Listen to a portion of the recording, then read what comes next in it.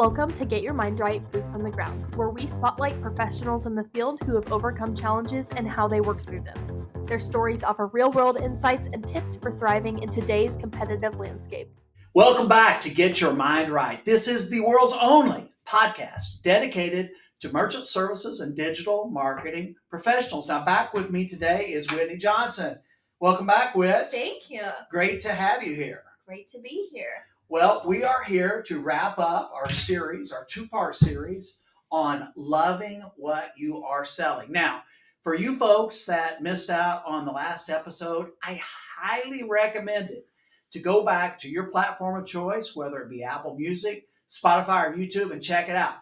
Whit has a lot of things on here on things that you can use, tools you can put in your tool bag today to deploy and help you win deals. We also went down a couple of rabbit holes on some selling techniques, things we really hadn't planned on that you covered in your first huddle. But again, you guys get that at no extra charge.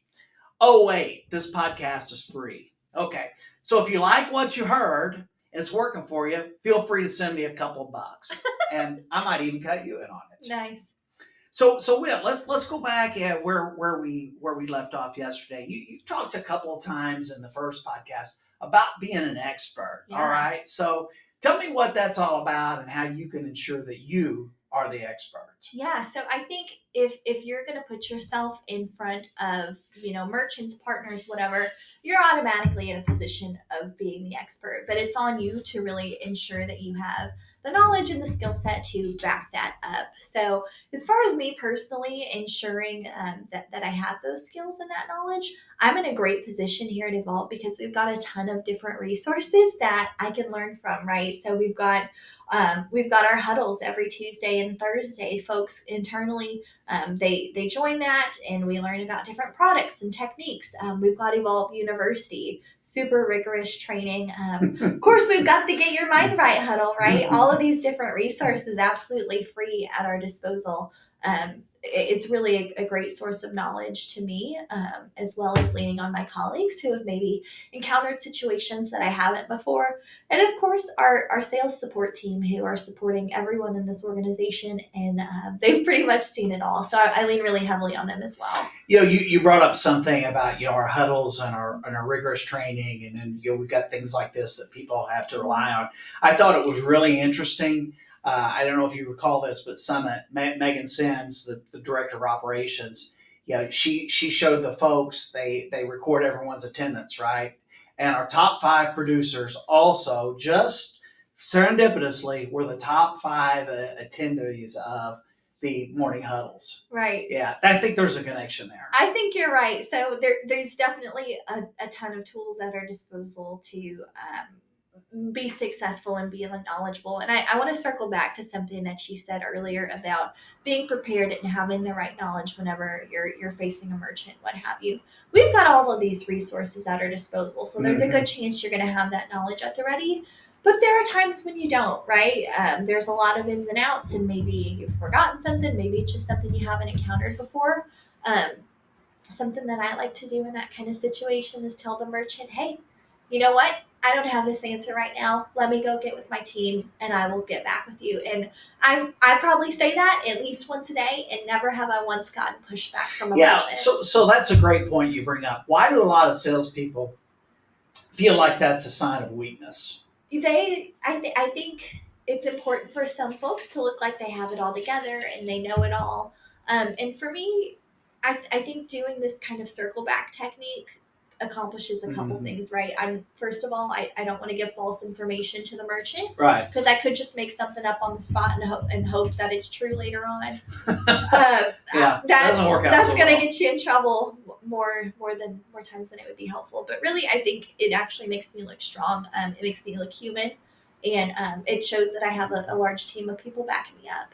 Yeah, you're right, and it's good business, right? I think also, I think that there's a whole host of reasons why people don't use this strategy. Hey, I need to find a friend, or I'm going to bookmark this and come back to you.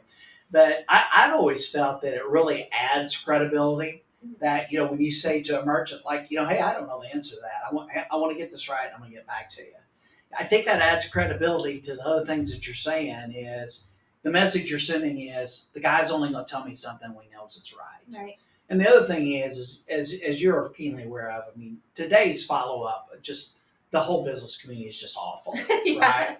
And the fact that I owe somebody a piece of information, I call them back and I said, hey, last time we talked, if you remember, I promised I was going to get this answer for you. Right. I have it now, right? Man, you have just really set yourself up for the crowd, right? Yeah, exactly.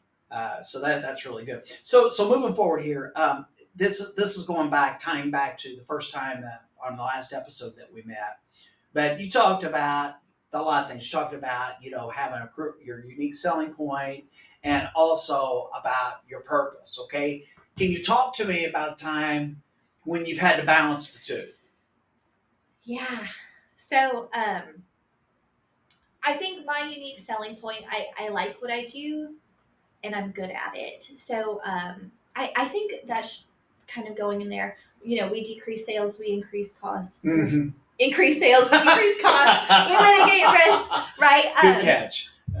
Thank you. So I mean, we're really in a very unique and special position here to make people's lives better by doing those things. So if I believe in what I'm selling, if I've seen this product can do this and this is how it's going to deliver for you, I mean, I see that in every single merchant that I talk to. Mm-hmm. Yeah, you're right. You're right. Now, I want to go back because I remember when you originally gave this huddle. I keep referring to it as months ago. When was it you delivered this huddle anyway? Was it August? Oh my gosh, I didn't realize it was that long ago. It was I was months say ago. like November. Okay. Well, my note here, and this was the powerhouse slide for me when you gave this huddle, is you said, does your pricing reflect your value? And I know for salespeople that this is a big hurdle. So how do you ensure that the value that you're providing, your company provides, your product, services, the whole ball of wax here, how do you reflect that value in the pricing? That is something that I struggle with a lot. And I think it really comes down to me undervaluing myself just because, okay, I know the hard cost for this, but also, what is my time worth? What is my knowledge worth? What is my experience worth? So that's one of the areas where I've actually found myself leaning on sales support because they speak with folks who are in all different types of markets, who've had all different kinds of experiences. And I say, hey, what do you think is fair? What do you see other folks pricing this as? And that's where a lot of my pricing is actually informed. And I want to go back here too. We talk all the time about a race to the bottom, right? Right. This merchant provider, they want to be the cheapest. They're going to cut your rate by 20, 50, 30 basis points, whatever, right? That really doesn't do any favors for anyone. And so, there might be a situation in which you are certainly not the cheapest, right? But that's how much you're worth, right? Is what you're charging. You have the knowledge, you have the skills, you have a great tech support team here. You have a great customer service team. You have transparent billing. You have a great product in front of you. So I think knowing the combination of all those things is really helpful in informing pricing. It really is. I just heard this from Dawson 2 days ago. We now have over 500 unique active sales IDs in MAC right now. Wow. Okay, I mean, it was just 400 just 2 or 3 months ago, right? And we live inside these walls, and you're kind of limited by the information coming in and going out, right? But I have become much better informed because all these new groups we're taking on. Right. You have a conversation with them. Okay, well, where was it like where you were before? What's it like here? I hear this time and time again. That involves sales support is just far superior. Okay, well, you live with that sales support, Yeah. right? But it's a key difference because, well, what are they doing? Well, they're providing the right solution for the merchant. Okay, well, what's that mean? Well, that means that the merchant is going to get it at a lower cost. There's going to be operational benefits. Mm-hmm. There's going to be benefits for your merchant's customers, i.e., easier for them to pay, quicker pay, increases the cash flow. Everybody wins on these things. And what I hear from our competitors is, or what our competitors are doing, they don't do these things. It's up to that sales rep to come up with that solution. Well, what are they going to go with? Well, they're going to go with what they know and what they're confident. Is that going to be the best solution for the merchant? No. Not No. necessarily. So what I find to emphasize your point here is folks that are leveraging sales support, and they're really saying, okay, I did a great job of understanding the merchant's needs, their pain points, uncovering pain points maybe they didn't even know that they had, and we're applying that to that. And when you do that, you're providing a solution that your competitors aren't even talking about. So now all of a sudden price is really not all that relevant. It's about the value that you're delivering. Exactly. It's streamlining those operations. And I find myself in situations all the time where I'll analyze the merchant's needs, and my wheels will kind of be turning like, oh, I think this will be a good solution. They might need this. I'll call Melanie, I'll call Kylie, I'll call Dawson. I'll say, hey, here's the situation. This is what I was thinking. What do you think? And they'll either say yes, or they'll say, well, I'm not sure. Did you think about this? And really that challenges me to think critically about these things and increase my own understanding, and ultimately put the merchant on an optimal solution. And when you have that mindset too, is all these things feed each other, and organically you're asking your merchant better and more relevant questions. Then you're turning around and you're giving sales support more relevant information about the situation. They can provide you a better solution. Right. So yeah, it's a great way to grow. You also talked, and I like this slide too, as you talked about time and how valuable a resource it is. So I really want to explore, how you ensure that you're using your time efficiently when you're working with clients. Especially, I know you are age. You wear a lot of hats. You've got a lot of masters that you're serving here. How do you balance all those things out? Yeah, so I actually put that on my goal sheet for 2025 was to improve efficiency. Did that make the vision board? It made the vision board. Okay. It did. So I think the most helpful tool that I've seen is our CRM system, Mac. And I've heard of folks out in the field who they'll put things in their calendar. They won't have any means of keeping notes or anything like that. And I think that's where we're really at an advantage here. So I can keep my merchant profile all in one place. I'll know the contact name, the phone number. I'll be able to keep notes of all of my communications with them. So if they told me on day one that they need electronic invoicing, or that they do exclusively B2B or whatever, I'm going to forget that 2-3 weeks later whenever I'm talking to them then. So keeping all those notes in one place, but also in this one system is keeping track of my calendar, putting those follow-up tasks like, hey, I talked to you last week. I told you I'm going to follow up in a week. Let me actually put a task on my calendar so I remember to call you. And as well, keeping your day organized, putting those appointments on there and blocking out that time so that I can act intentionally without diverting my focus. Yeah, acting intentionally, that's a biggie. That was on the vision board too. Intentionality. Yeah. I love it. So it's cliche time, right? Knowledge is power, especially in sales. So yeah, how do you ensure that you stay cutting edge and you're up to date on all these products? Because it's a lot. Yeah. So I know especially it's so easy for folks to get stagnant, and they get comfortable, right? Like, oh, I know how to sell a terminal. I like this one. I'm just going to sell this for the rest of my day. Stagnation. Right. If you're not moving forward, you're moving backwards, right? So again, we've kind of touched on this already, but it's incumbent upon you to do your due diligence and put your merchant on the right solution. We've got Lessonly, where we've got several different product demos recorded that go through all those different values and benefits. We've got Evolve University. We've got our huddles. We've got all of those resources. And again, sales support, like that example that I gave earlier, getting with them to clarify what product is going to best fit this merchant's specific needs. Yeah, you're so right, because this stagnation or really anyone getting comfortable, even if they're being somewhat successful, right? I mean, that is the first step to atrophy, right? There's nothing I hate worse than an atrophied, puny, weakened sales rep. Don't we all? And then actually another avenue that I've been pursuing here lately is the social channels. So I've followed all of our key processors on social media. I followed a lot of our key product partners or different reps, that kind of thing. So it's really interesting because, sometimes it's hard to see outside of these four walls, but I'll see people posting who've been in the industry for a while and what they like, what they're doing, what their experience is, or, TSIS Global or WorldPay just had an update. Let me make sure I'm following them on social media so I stay in the know, so that I can stay sharp. And in turn, I'll relay that information with my colleagues as well. Very good. Very good.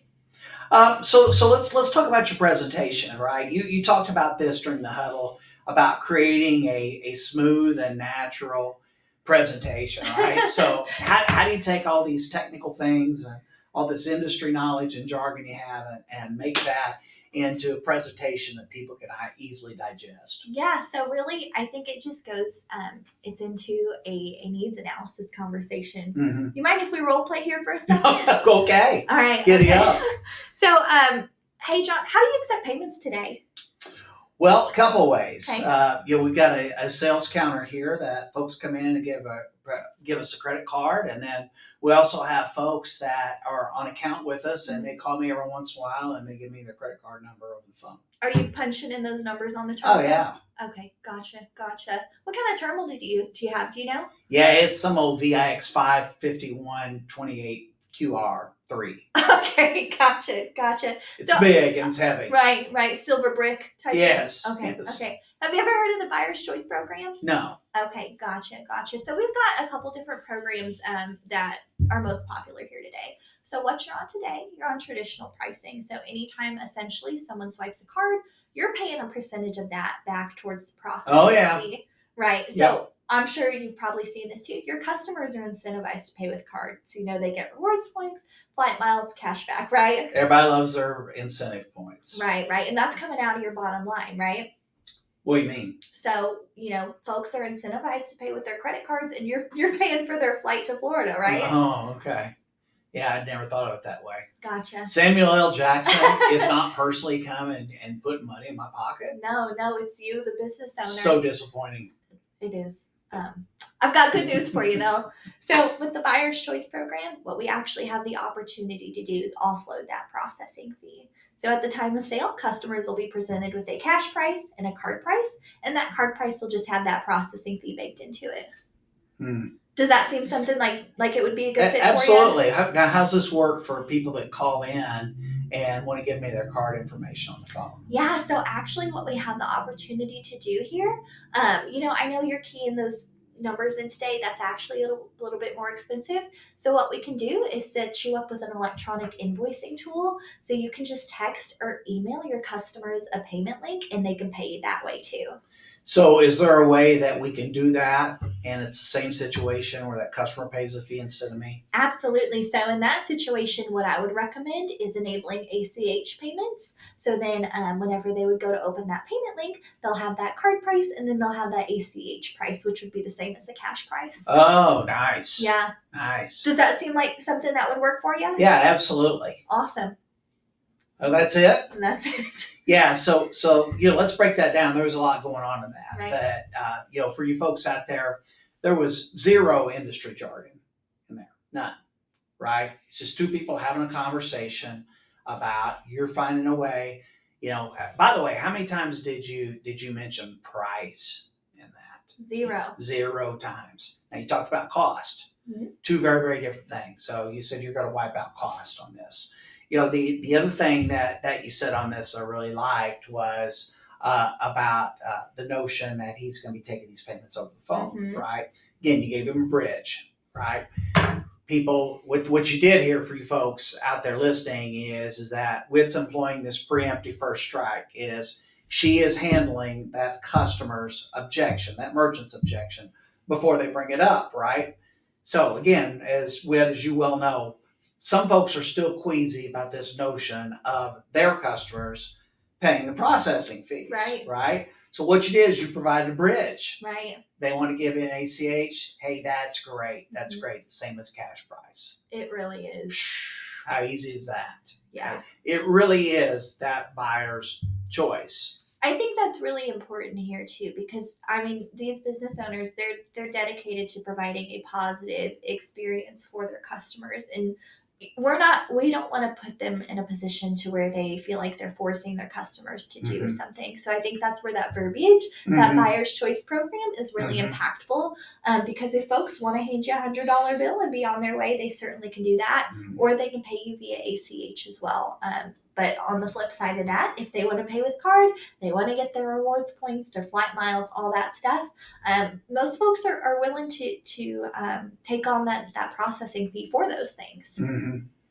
You know, I want to bring this point up. I'd be remiss if I didn't for our listeners, but I really knew that the weight on the teeter-totter was on the side of buyer's choice about a year and a half ago. I was involved in a deal. They do $9 million a year in credit card processing. Average ticket's $2,100, right? So I mean, we're talking about a hefty charge. You know, $85 on your ticket if you're going to use your credit card. And the merchant said, "No, I'm not going to do this." I mean, I haven't seen the financials, but I'd be willing to bet you they're highly profitable. They said, "Hey, it's the cost of doing business." So okay. So then I showed them. I broke it down one day, and I just threw it at them. I said, "Hey, by the way, this is what you guys are paying per transaction. It was $70 odd." And you know, the fact that they were paying literally $21,000 a month in processing fees, that didn't offend them. But the fact they're paying this $70 per transaction, I could tell. It's like kind of like smacked them in the face a little bit. Right. So that's when we just took on the Paya product and say, "Hey, look, here's a bridge. These people that don't want to pay, they don't want to pay that fee. You're scared about charging them that fee, or you're nervous about paying that fee, but you guys don't want to pay it. You can offer them this." Okay, well, all of a sudden we're in business now. So ding ding, right? This is the bridge for these larger customers that are doing either B2C, B2B, where they're doing card not present transactions. The other thing that I found on that is that customer, when they have that bridge, right, all of a sudden that objection that we're forcing this on our merchants, that just completely went away. Right. I think that's huge, and especially even in an instance when maybe a merchant doesn't want to do buyer's choice, I'm still finding that ACH is a huge value add. It really is. Just because I mean that ACH transaction, it's a fraction cheaper than that card transaction would be to process. So last thing we found out about this merchant, because you know you think about yourself. I mean, are you going to want to pay $90 to process that payment if you're the customer? No, I'll get my routing and account information that's for you. That's right. So I really thought that this was going to generate a ton of ACH transactions. Guess what? It didn't. Isn't that amazing? It is, and you know, you look at so you can think, okay, well, why is that? Who in the right mind would pay $90 for it? Well, I'll tell you who it is. Someone who could never locate their checkbook. Someone who doesn't have a stamp. That's me, 100% of the time, right? The other thing is it's about making it easy for your customer to pay you. You know, like when someone sends you a link, okay, and you click it, pays it. Well, guess what? Google's got your credit card memorized. All I got to do is hit it and pay it. That's going to cost me, $25 to process. Do I want to do it, or do I want to have to wait and try to find my checkbook with this? I'll just go ahead and pay it.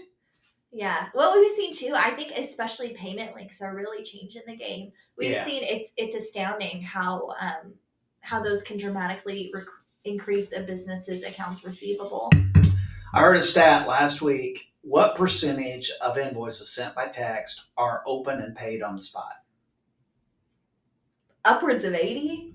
Well, it's 45. Oh, well, I was way off. You know, that's still a staggering number. You think about this. Okay. That's when they get it and they open it. They pay it right there on the spot. Okay. They don't even save it till later to pay from it. Right there on the spot as soon as they open it. That's crazy. Well, okay, so what's that tell you, right? It tells you that you've made it easy for someone to pay you. So, I mean, think about yourself. Okay, I got this bill. I got paid at some point. It's here right now. Google's got my information. Yeah, I'll pay it right now.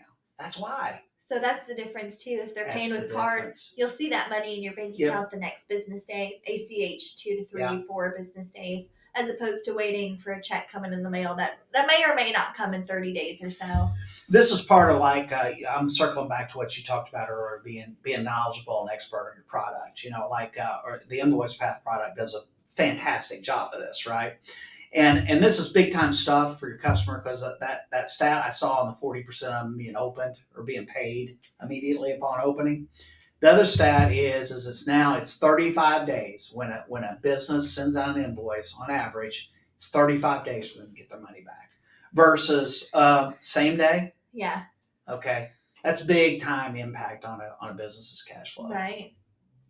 All right, so let's talk about connecting with your merchant on your pitch, okay? Because I personally feel that for your customer, your merchant, your client, whoever it is you're dealing with, that they have a great experience with you. So part of that is engagement. How do you ensure you're really engaging with folks? I think a lot of it has to do with really that conversational needs analysis style, like we demonstrated just a few minutes ago. Mm-hmm. And really, what I find that it comes down to is listening to understand, not listening to respond. Because I feel like so many people are so eager to get in there and tell you, this is how many basis points I can save you, and I can do this and that, and interchange, blah, blah, blah. Merchants don't care. They don't care about how smart you are or how much you know about the industry, right? That doesn't do anything for them. They care about what you can do for them. So, hey, I'm having this problem. It's taken me 30 days to get my money. Or, hey, I have to key enter in all these transactions on a terminal. My rates are way high, right? Once I understand what those issues are and me as a professional knowing how to solve them, that's when they're in business, because then I can effectively relay how what I can do will help them. I think that's right. So last thing I've got on our agenda today is I want to talk about some advice you got on getting educated.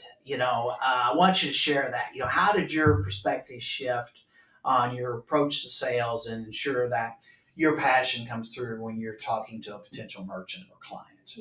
Yeah. So this was actually kind of at a pivotal moment in my career. And Alan, our friend and CEO, he said, you know what, Whit, you've got to be here 8 hours a day, or for the folks out in the field, you're working 7-10 hours a day, whatever. You've got to go to work, right? You are in a great position to make the most of it.